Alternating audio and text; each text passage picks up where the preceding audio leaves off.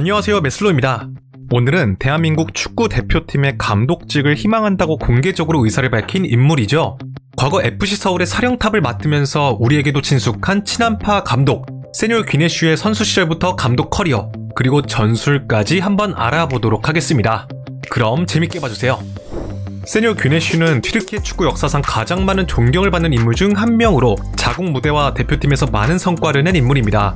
온화한 외모와 달리 그는 고집이 세고 할 말은 거침없이 하는 성격을 지녔다고 하는데요. 따라서 과거서부터 심판과 타 지도자들과 마찰을 일으키는 경우가 잦았다고 합니다. 그러나 자신의 주변 사람은 세심하게 잘 챙기는 따뜻한 마음을 지녔다고 하죠.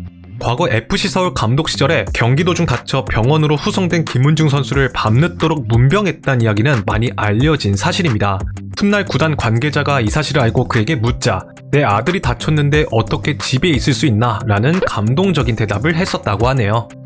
자, 귀네슈 감독은 선수 시절 골키퍼로 활약했으며 트라브존스포르에서 무려 15년이나 활약한 클럽의 전설적인 선수로 평가되고 있습니다. 이 기간 동안 그는 슈퍼리그 6회 우승, 3회 준우승, 튀르키예컵 3회, 튀르키예 슈퍼컵 6회 우승을 거두었는데요. 전성기 시절엔 무려 1110분 동안 실점을 내주지 않았으며 한 시즌에 단 6실점만 내주는 튀르키예 축구 역사상 한 시즌 가장 적은 실점을 내준 골키퍼라는 영광스러운 타이틀을 가지고 있습니다. 또한 튀르키예 리그 빅3 체제를 무너뜨리고 트라브존스포르를 우승 레이스에 합류시킨 선수 중 한 명으로 평가되고 있는데요. 이러한 공로 때문인지 구단은 2016년 12월에 개장한 홈구장을 세뉴얼 귀네슈 스타디움으로 명명하기도 했습니다. 이렇듯 트라브존스포르에서 전설적인 커리어를 보낸 귀네슈는 은퇴 후 잠시 사회와 역사를 가르치는 교사직에 올랐다가 얼마 뒤 트라브존스포르에서 코치직을 맡으며 본격적으로 지도자 생활을 시작했습니다. 이후 여러 클럽에서 성과를 낸 그는 지도력을 인정받아 2000년부터 튀르키예 대표팀을 맡게 되었는데요. 그는 자국을 무려 48년 만에 월드컵 본선 무대에 진출시키는 기염을 토했습니다. 그렇게 맞이한 2002년 한일 월드컵, 귀네슈의 튀르키예는 마치 우리나라처럼 엄청난 활동량과 조직 단위의 압박, 역습을 중심으로 하는 공격지향적인 축구로 돌풍을 일으키며 준결승까지 진출하는 쾌거를 이룩했습니다. 아쉽게도 준결승에서 브라질에게 2대1로 패배하고 말았지만 3, 4위전에서 우리나라를 꺾고 월드컵 최종 3위에 등극하며 귀네슈 감독은 공로를 인정받아 무려 UEFA 올해 감독에 선정되는 영광을 안을 수 있었습니다. 그러자 그에게 수많은 러브콜이 들어오게 되는데요. 그 중엔 우리나라의 FC 서울도 있었습니다. 실제로 귀네슈가 튀르키예 감독직에서 물러난 2004년 서울 구단이 그에게 접촉하여 계약 직전까지 갔었다고 합니다. 그러나 당시 정치인의 부탁을 받았던 터라 한국행을 접을 수밖에 없었고 고향팀인 트라브존스포르의 감독직을 맡게 되었다고 하죠.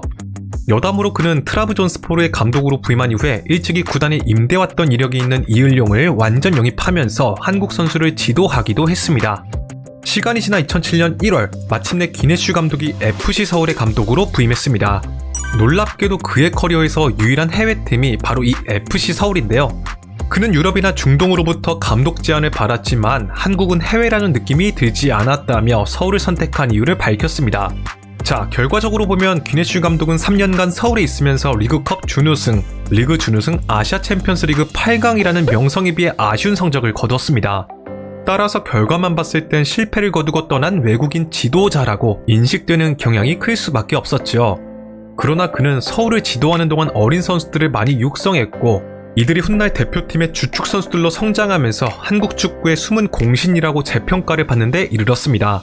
실제로 귀네슈 감독은 부임 직후 인터뷰에서 젊은 선수들을 적극적으로 키워 대표팀에 많이 보내고 한국 코치도 키우겠다는 포부를 밝혔었는데요. 이러한 이유로 그는 서울을 지도하는 동안 이름값이 아닌 오로지 실력으로만 스쿼드를 꾸렸으며 이 과정에서 기성용, 이청용, 고명진, 김동석, 이승열과 같은 혜성들이 대거 탄생할 수 있었습니다.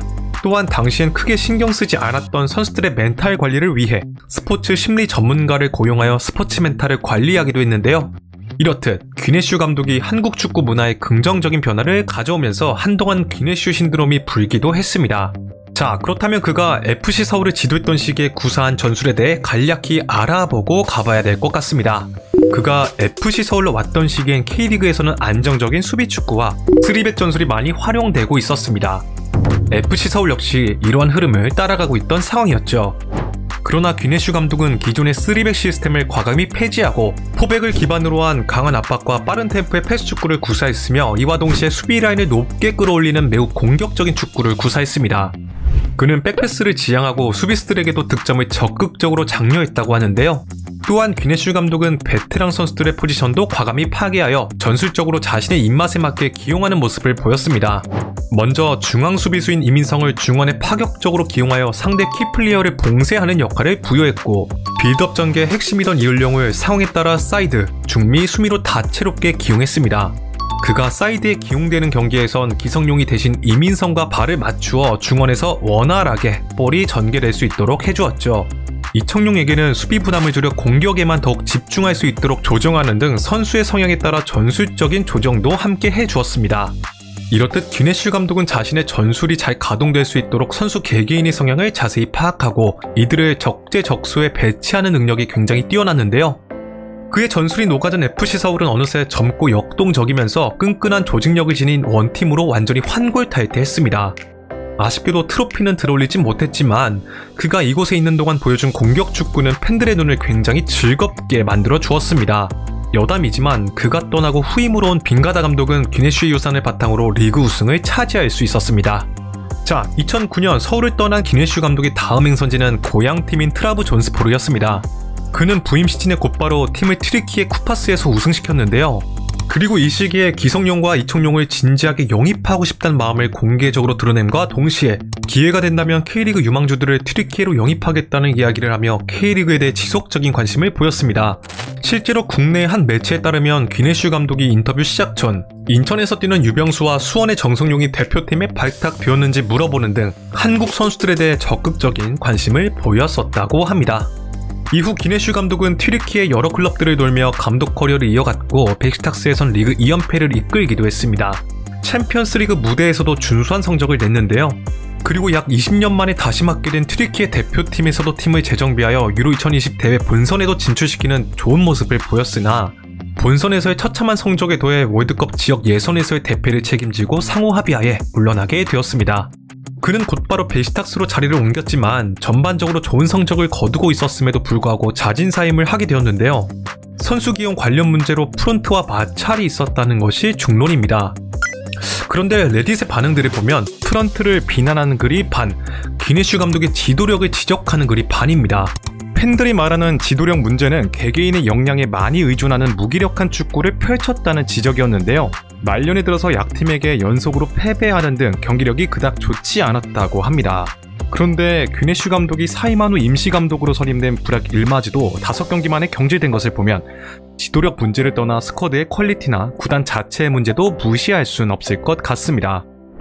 자, 베시탁스 이후 한동안 야인으로 지내던 귀네슈 감독이 최근 대한민국 축구대표팀 감독직에 공개적인 관심을 드러냈다고 합니다. 사실 그는 이전부터 대표팀 감독직 희망 의사를 꾸준히 밝혀왔었는데요. 과거 FC 서울을 떠나면서도 기회가 생긴다면 무조건 대한민국에 올 수 있도록 노력하겠다는 진심 어린 말을 했을 정도로 한국에 대해 높은 애정도를 표현하기도 했었습니다. 개인적으로 최근까지 유럽의 최전선에서 감독직을 수행하면서 현대 전술적인 트렌드를 꾸준히 흡수해오던 인물인 만큼 현재로서 우리에게는 현실적인 대안이지 않을까 싶습니다. 또한 그가 지도했던 많은 선수들이 현재 K리그에서 감독직을 수행하고 있기 때문에 K리그의 클럽들로부터 많은 도움도 받을 수 있어 대표팀에 큰 도움이 될 수 있을 것이라는 생각도 듭니다. 혹시 여러분들의 생각은 어떠신가요? 댓글로 의견을 남겨주시면 감사드리겠습니다. 자, 오늘의 영상은 여기까지입니다.